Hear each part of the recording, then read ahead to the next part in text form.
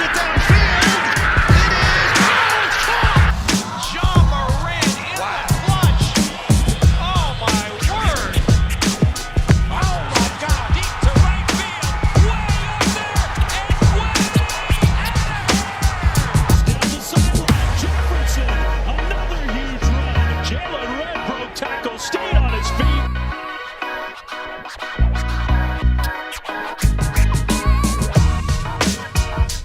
Welcome back, everybody. Hope you're all having a great day today. Welcome back to another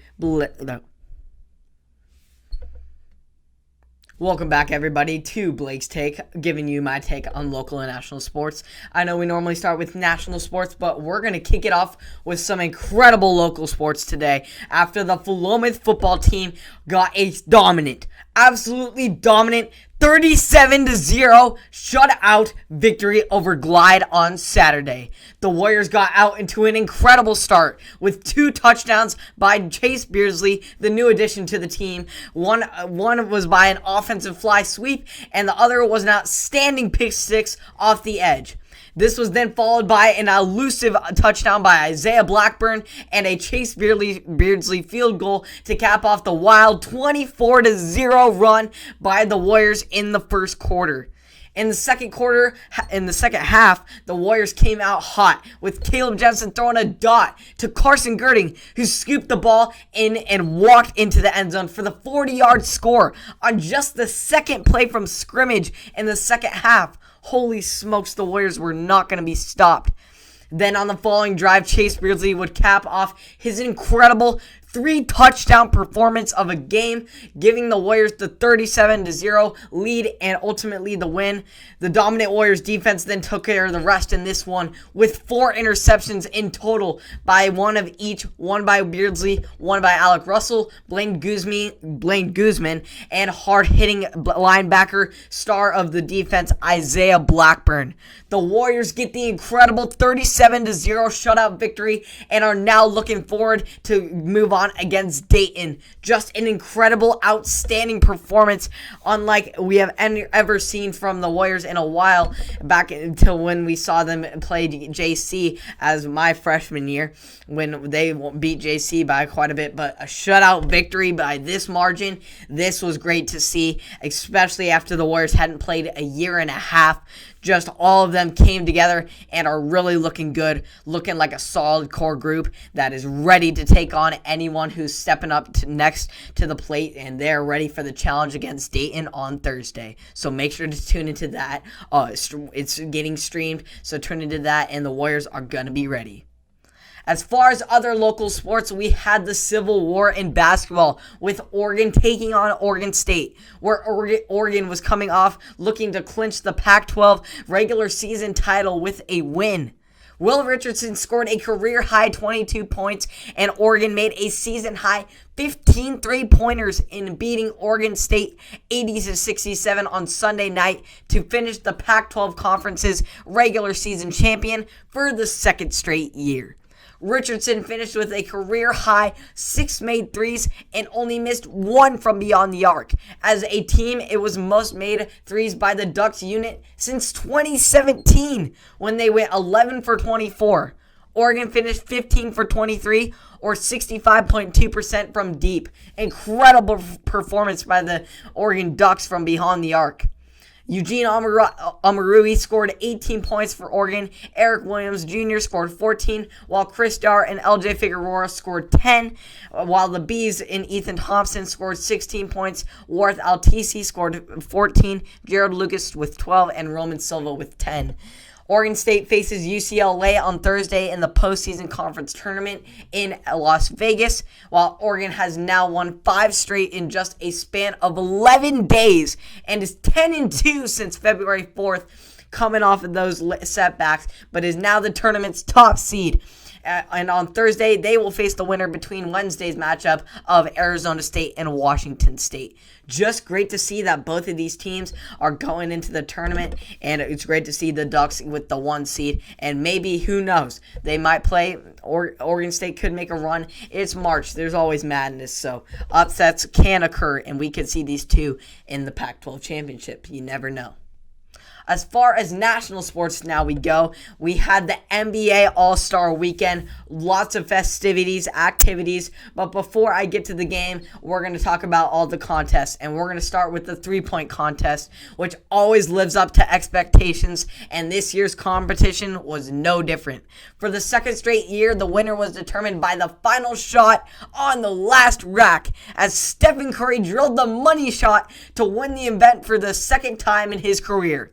It looked like Mike Conley might possibly take the trophy after putting up a solid 27 points in the final round.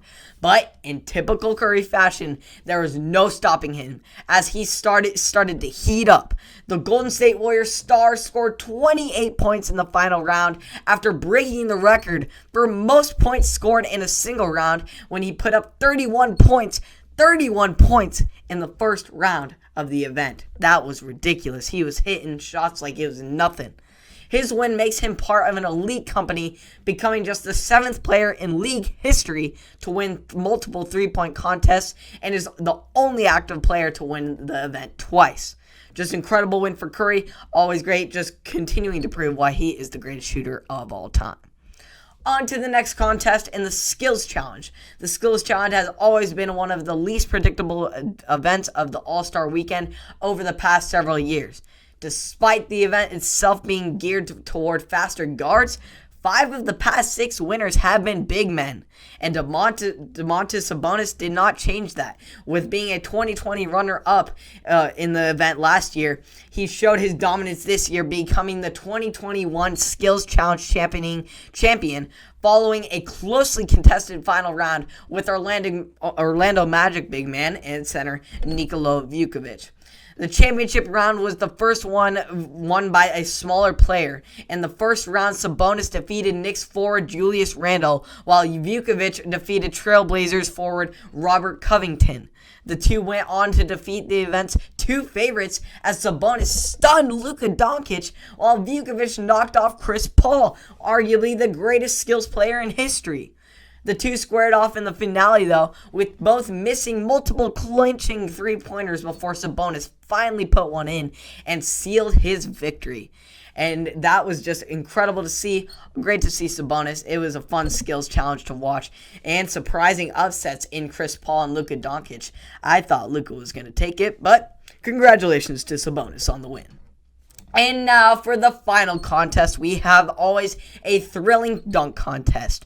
Unlike most years, there were only 3 contestants, and Cassius Stanley of the Indiana Pacers, Obi Toppin, the rookie out of New York, the Knicks, of course, and Anfernee Simons, the third year out of Portland Trailblazers. Also new this year, the final round was decided simply by judges' choice rather than the typical scoring of a 50-point. But they still did not let us down with an incredible show, perhaps as a wise move considering in the judges' aspects scoring in the first round overshadowed most of the actual dunks, with Stanley's first effort being arguably the best dunk of the first round, yet just receiving a 44-point score. And at one point, Dwayne Wade even joked on television that D. Brown's eyes were still closed in a reference to his famous dunk from the 1991 dunk contest where he had his eyes closed during a dunk. In the end, the final round came down to Simons and Toppin, and the judges chose Simons by a 3-2 vote to make him the first Trailblazer hometown hero to ever win the slam dunk contest. Yes, first Blazer ever. Congratulations there. His winning dunk was a self-lob where he attempted to kiss the rim, but he ultimately didn't quite reach his target, which no blame. He was about to knock out his teeth if he was going to do it. So it was still very impressive athleticism as he showed off his incredible vertical leap. And Obi Toppin still had an incredible through-the-legs dunk, but wasn't quite from the free-throw line. And we always like to see the Blazer getting creative with it. He even in his first-round dunk, he jumped from like 12 feet and dunked it on the 10-foot hoop. So that was creative. He brought out creativity, and it was always great to see. So I'm glad a Blazer has finally won a dunk contest, breaking that streak. Now enough of the exciting contests. Let's get to the real excitement in the highlight reel of a game between Team LeBron and Team KD. Curry went off for 12 points in the first quarter, filled with a turnaround three and one from the logo. Crazy shots by Curry. The game got out of hand, though, late in the second quarter, as Team LeBron took turns dunking off alley-oop passes. Chris Paul delivered back-to-back lobs, and one to Lillard and Curry, who slammed them down. Not normally seeing those guys dunk, but it's the All-Star weekend, and we know anything can happen. After showing they could handle shots up close, Team LeBron headed outside in the final seconds of the half, where Lillard pulled up for a three-pointer from half-court line.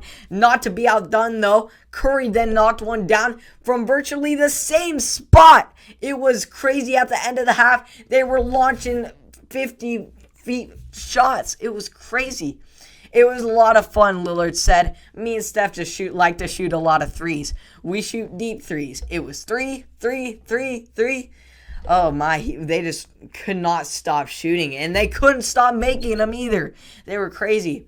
But in the third, Giannis then controlled everything, where he got several buckets, especially from assists off of Nikola Jokic, to cap off his 35-point, 16 for 16 from the field performance through three quarters, which is the most makes without a miss in All-Star game history.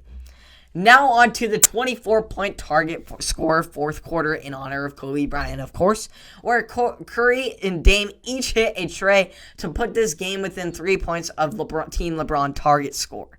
Curry got the first chance to win the game with heaving a three down the court from half court that bounced off the rim.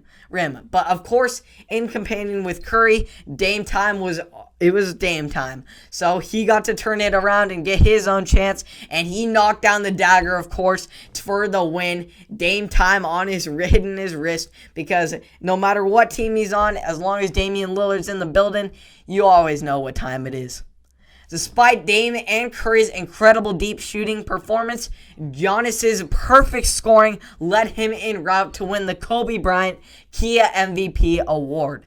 Team LeBron gets the win, but all in all, it looked like everyone had a wonderful time this All-Star weekend. Lots of excitement, incredible shooting display by Curry and Dame, just proving even more why they are the best deep shooters in the game and how they changed the game forever from beyond the arc and establishing no limit to range.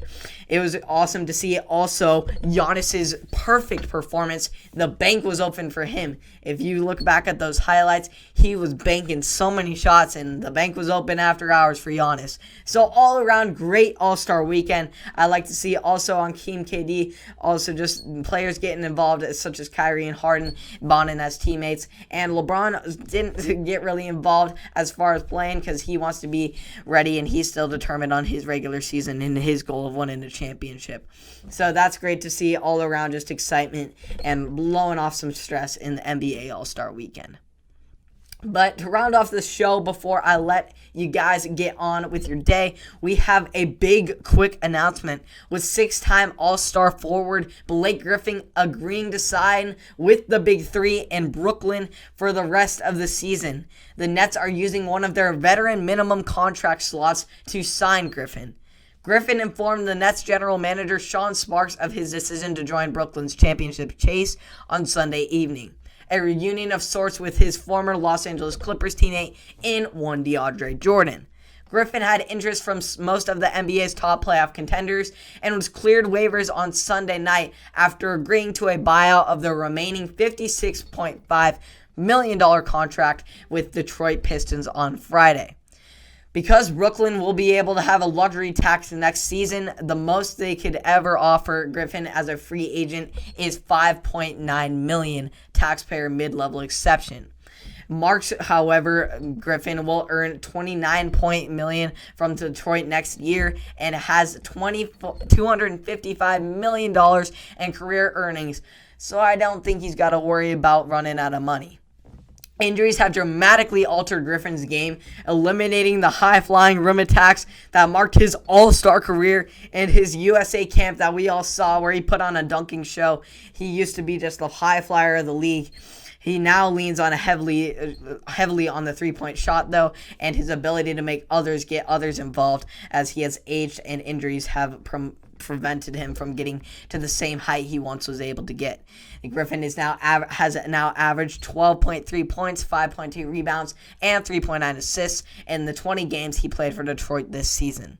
So solid move for the Nets, making a big move to get another big defender type that will help them tighten up some of the extremely loose defense that they have in Brooklyn. But this is an insane starting lineup if they do it. Of course, now we got James Harden at the guard, as Kyrie Irving has displayed. And now we got Kyrie at the shooting guard and KD at small forward. Then we got Blake Griffin probably at power forward and DeAndre Jordan at center. Wow. It seems like an all-star lineup, but it's not. I know Blake Griffin is far from his all-star days, but him and DeAndre Jordan could still bring back some of that chemistry from the Clippers organization and place it in here in Brooklyn, building back that bond to help the defense rise up in Brooklyn and just let their offense keep on rolling to a championship run. So thank you for tuning in to another episode of Blake's Take. Hope you all enjoyed the incredible game from Willamette, the craziness that with all of the All-Star weekend and the fun there. I can't believe all the Warriors did this weekend. The defense is looking so solid. I can't wait to watch them next week at Dayton. It's going to be great entertainment. They're going to put on a show for us, as they always will going forward. They are determined to not lose and just keep on this win streak that they're going to try and go on, as they have not played in a year and a half, and they're just filled with excitement, bubbling for more and more competition in any aspect of sports. So it's great to see our athletes back out there. You can keep tuning into all the local and national sports on Apple Podcasts, Spotify, and or YouTube. Thank you for tuning in. If you could hit the subscribe button and the like button, it would help reach others. And I appreciate you all, and I'll see you all tomorrow.